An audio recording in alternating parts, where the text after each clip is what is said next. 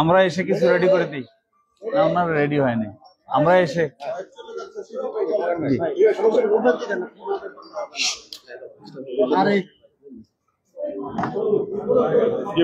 ঢাকা বিশ্ববিদ্যালয়ে দ্বিতীয়বার ভর্তি পরীক্ষা নিয়ে যারা ভর্তি পরীক্ষা দিতে পারে নাই তারা আদালতে একটি রিট আবেদন দায়ের করে।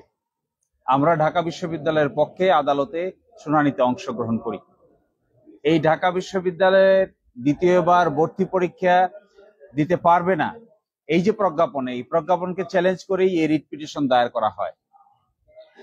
আজকে আদালত শুনানি অন্তে তাদের এই রিট পিটিশনটি উত্থাপিত হয়নি মর্মে খারিজ করে দেন, অর্থাৎ যাকে বলা হয় নট প্রেস রিজেক্টেড। এর কারণ হলো এই বিষয়ে অতীতে আদালতে এসেছিল। ঢাকা বিশ্ববিদ্যালয়ে 2014 সালে এই সিদ্ধান্ত নিয়েছিল যে দ্বিতীয়বার ভর্তি পরীক্ষা দেওয়া যাবে না। এর বিরুদ্ধে হাইকোর্ট ডিভিশনে রিট হয়, রিট মামলা শুনানি হয় এবং হাইকোর্ট ডিভিশনের মাননীয় বিচারপতি ফারাহ মাহবুবের আদালতে রায় ঘোষণা করা হয় এবং সেই রায়ে ঢাকা বিশ্ববিদ্যালয়ের সিদ্ধান্তই বহাল থাকে। তার বিরুদ্ধে তৎকালীন সুপ্রিম কোর্টে একটি আপিল দায়ের করা হয়। ওই আপিলও নিষ্পত্তি হয়ে যায়, খারিজ হয়ে যায়। এই সবকিছু জানা সত্ত্বেও আজকে আবার একই বিষয়ে হাইকোর্ট বিভাগে আরেকটি নতুন মামলা নিয়ে আসা হয়। আদালত এটিকে ভৎসনা করেন এবং এই ধরনের যে কর্মকাণ্ড এবং এই ধরনের রিট পিটিশন যা ইতোমধ্যে সেটেল হয়ে গেছে, হাইকোর্ট ডিভিশন সিদ্ধান্ত নিয়েছে, আপিল বিভাগ সিদ্ধান্ত নিয়েছে, একই ব্যাপারে অন্য কেউ এসে আর হাইকোর্ট ডিভিশনে রিট পিটিশন দায়ের করতে পারেন না। যদি কিছু করতে হয় তাদেরকে সুপ্রিম কোর্টে যেতে হবে, হাইকোর্ট ডিভিশন এই ব্যাপারে আর এন্টারটেইন করতে পারবেন না।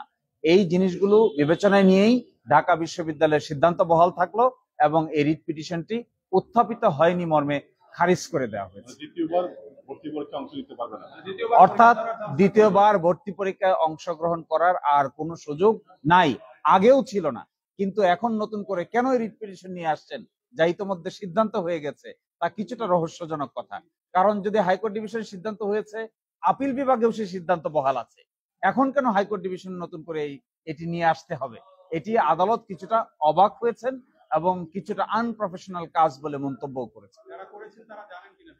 হ্যাঁ, তারা জানেন, তাদের পক্ষ থেকে আদালতকে ইনফর্ম করা হয়েছে যে এই মর্মে একটি রায় আছে। তো যদি রায় থাকে, আপিল বিভাগেও রায় থাকে, তাহলে আপিল বিভাগে না গিয়ে হাইকোর্ট বিভাগে কেন আবার? আমরা ঢাকা বিশ্ববিদ্যালয়ের পক্ষে, আমরা ঢাকা বিশ্ববিদ্যালয়কে রিপ্রেজেন্ট করেছি এবং ঢাকা বিশ্ববিদ্যালয়ের যে আইনি পদক্ষেপগুলো কোর্টে নিতে হচ্ছে এগুলো এখন থেকে আমরাই নিচ্ছি। হ্যাঁ, উত্থাপিত হয়নি মর্মে খারিজ হয়ে গেছে। আইনজীবী ছিলেন হুমায়ুন কবির পল্লব।